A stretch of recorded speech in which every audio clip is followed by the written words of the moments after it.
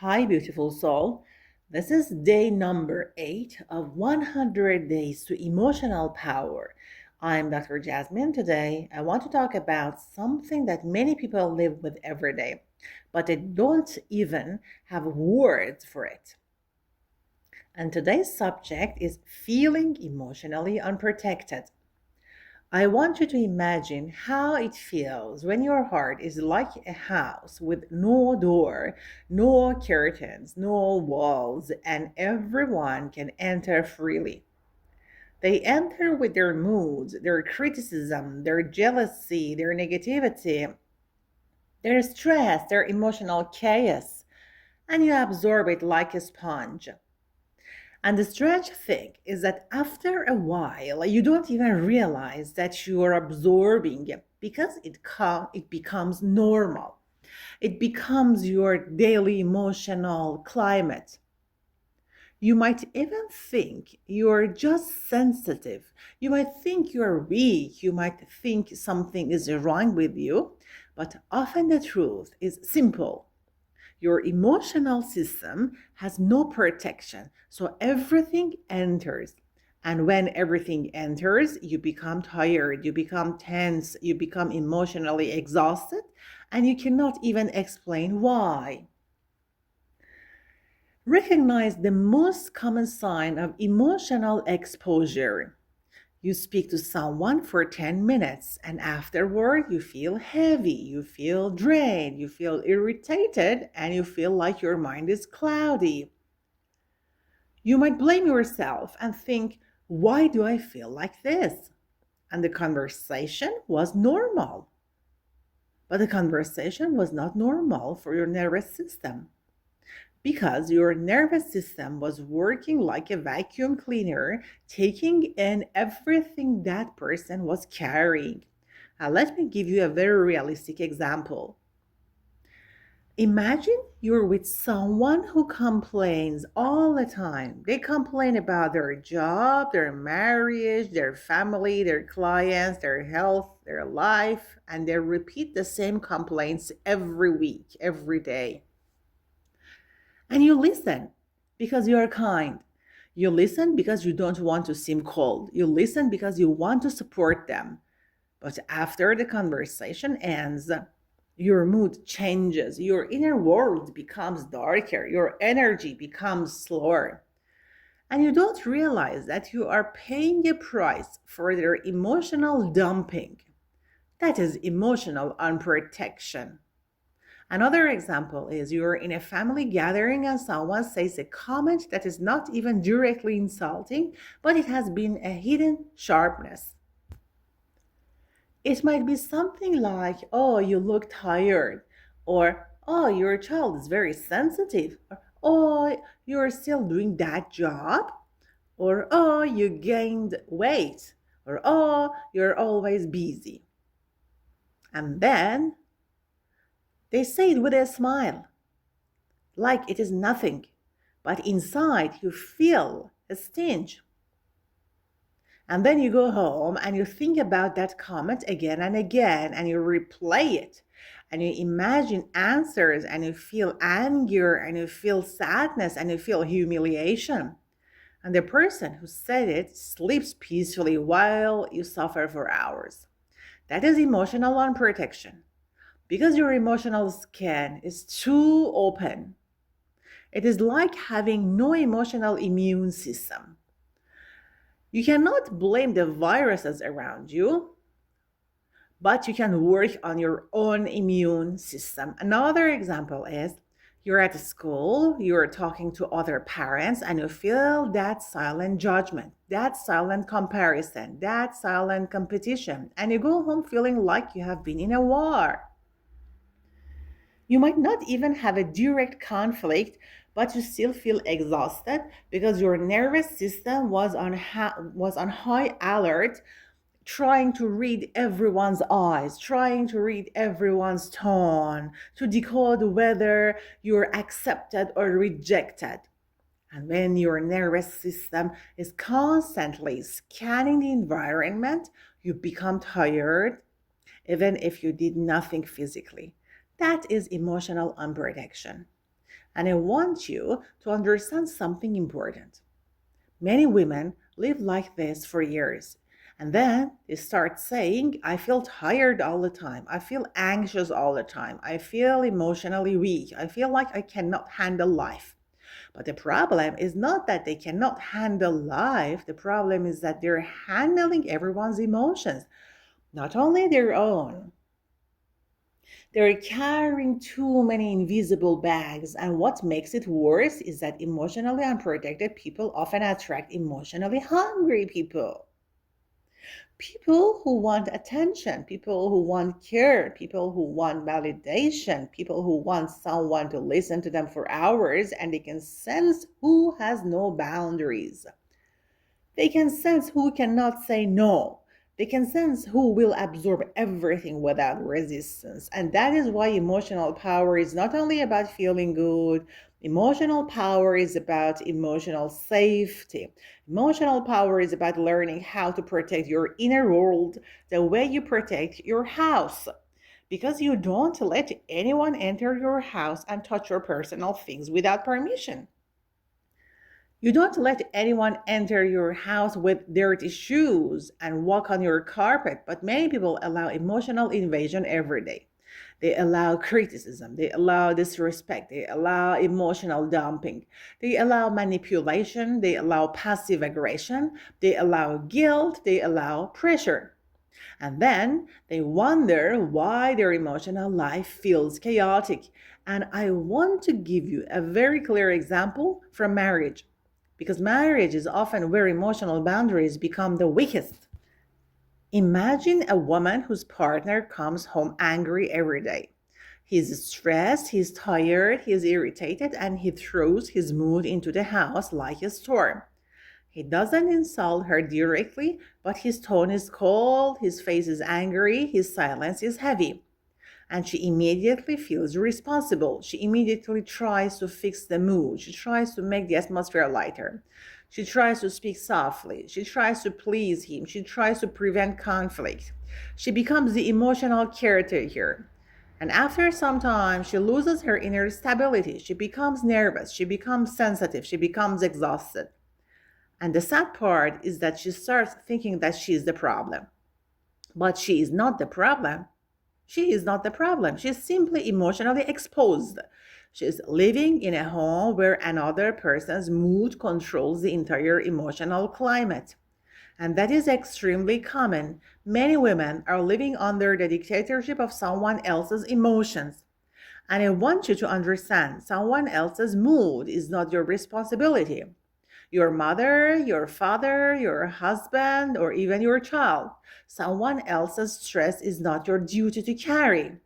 Someone else's anger is not your personal homework.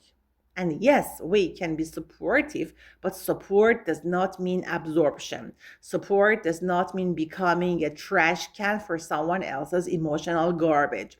Support means being present while still protecting your inner world. And emotional power is learning that difference. Let me give you another example. You have a friend who calls you, and every time they call you, they bring drama. They bring panic, they bring chaos, they bring problems. And you listen because you're loyal. You listen because you don't want to lose the friendship. Because after every call, you feel worse. And you might even notice that the friend feels better after speaking to you while you feel worse. That is a sign that the emotional exchange is unfair. That friendship is not a relationship, it is emotional extraction. And emotionally unprotected people are often chosen for emotional extraction because they're kind, because they're soft, because they feel guilt easily, because they have been trained to be good. And I want to say something directly. Being a good person does not mean being an open door. Being a good person does not mean being emotionally available all the time. Being a good person does not mean being endlessly forgiving. Um, Someone who never tells you you have done something wrong. Someone who always bears the burden. Being a good person does not mean any of them at all. Sometimes emotional power means being selective. Sometimes emotional power means protecting your peace more than protecting other people's comfort. And if you feel guilty hearing that, it means you have been trained to prioritize other people's too much. You have been trained. You prioritize other people too much. Another example is that you post something online and you express an opinion and suddenly someone writes a rude comment. And even if you don't reply, the comment stays in your mind. You keep thinking about it, you keep feeling disturbed, and the person who wrote it does not even remember your name. But your mind keeps giving importance to that comment. That is emotional unprotection because your emotional system is treating every outside voice like a judge. And when you treat every outside voice like a judge, you lose your inner authority. Emotional power means your inner voice becomes louder than the outside voices. Emotional power means you stop giving strangers the power to enter your heart. And I want to explain something deeper. Emotionally unprotected people often confuse empathy with merging. Empathy means you understand others, merging means you become others. Empathy means you can feel compassion while saying yourself. Merging means you absorb their pain as if it is your own. And merging destroys emotional health, it destroys inner stability.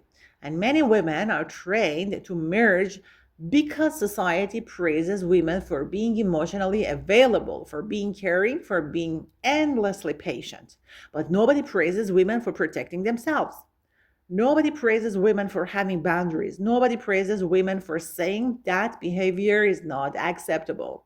And that is why emotional power is revolutionary. Emotional power is not only self care, emotional power is self protection. Now, I want to offer you a picture that can change your emotional life. Imagine you are wearing an invisible coat. This coat is not coldness.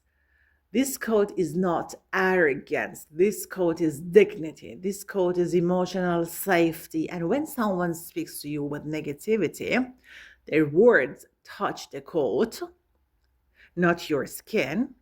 Their mood touches the coat, not your heart. Their jealousy touches the coat, not your confidence. And you can still be kind, you can still be polite, you can still be human, but you are not naked emotionally. Because emotional nakedness is dangerous in a world where many people are unconscious. I repeat it because it's very, very important. Emotional nakedness is dangerous in this world because many people are unconscious. And the moment you start imagining that code, something changes in your nervous system. You start feeling safer. You start feeling less reactive. You start feeling more grounded. And you might think that imagination is childish, but imagination is actually a powerful psychological tool because the mind responds to images. The mind responds to metaphors. That is why literature is powerful. That is why stories are powerful. Because stories bypass logic and they enter the emotional brain. So today, I want you to create a new inner image, the image of emotional boundaries. And emotional boundaries can be practiced in very small daily ways. For example, you don't need to respond immediately to messages. You don't need to listen to every complaint. You don't need to say in every conversation. You don't need to explain yourself to everyone. You don't need to defend yourself against every criticism. You don't need to be emotionally available to people who only take and never give. You can still be respectful, but you can protect your energy. And I want you to notice how strong that is because the emotionally weak person thinks boundaries are rude. The emotionally powerful person understands boundaries are love because boundaries protect relationships from resentment. Boundaries are protective. They protect not only you, but also your relationships with the safe people of your life. Boundaries protect your nervous system from collapse. Boundaries protect your identity from disappearing. And I want to give you a very clear example of emotional protection. Imagine someone starts criticizing you. Instead of arguing, instead of defending yourself for 10 minutes, instead of trying to prove your worth, you simply respond with a short sentence like, I understand your opinion. And you end the conversation emotionally. That is power, that is protection. Or imagine someone speaking to you with a tone that feels disrespectful. Instead of tolerating it silently and suffering later, you say calmly, I can talk when the tone is respectful. That sentence is not aggression. That sentence is self respect. And many women fear that sentence because they fear conflict. But conflict already exists inside you when you swallow disrespect. You're already suffering. You're already paying the price. So emotional power means you stop paying silently. And I want to say something very important. Emotional protection is not about changing other people. Emotional protection is about changing your access system. It is about deciding who has access to your heart, who has access to your time, who has access to your attention, who has access to your emotional world. Not everyone deserves access. Not everyone deserves intimacy. Not everyone deserves your softness. And when you give your softness to the wrong person, you feel destroyed. But when you protect your softness, you feel strong. So beautiful, soul. If you have been feeling emotionally exposed, if you have been absorbing too much, if you have been carrying too many invisible burdens, I want you to feel compassion for yourself because that sensitivity is not a weakness. That sensitivity is a gift, but every gift needs protection. A diamond needs a safe place, a pearl needs a safe box, and your heart is the same. Your heart is valuable, your heart is precious. And you don't need to hand it to everyone. Today, choose one small act of emotional protection. Maybe it is ignoring a message until later. Maybe it is leaving a conversation early. Maybe it is not reacting to a rude comment. Maybe it is saying, I don't want to talk about that panic. Maybe it is refusing emotional dumping. Whatever it is, let it be a small act of self respect because every small act of emotional protection builds emotional power. And over time, you will notice something beautiful. You will feel lighter, you will feel clearer, you will feel less anxious, you will feel less reactive, and you will start living inside your own emotional home again. And that is what emotional power truly is. Beautiful soul. If this talk touched something inside you, subscribe to the channel, like and share because this is day 8 of 100 days to emotional power. And every day we build a stronger inner world. Don't forget to drop your thoughts, ideas, and comments down below. I would love to hear from you. See you in the next video.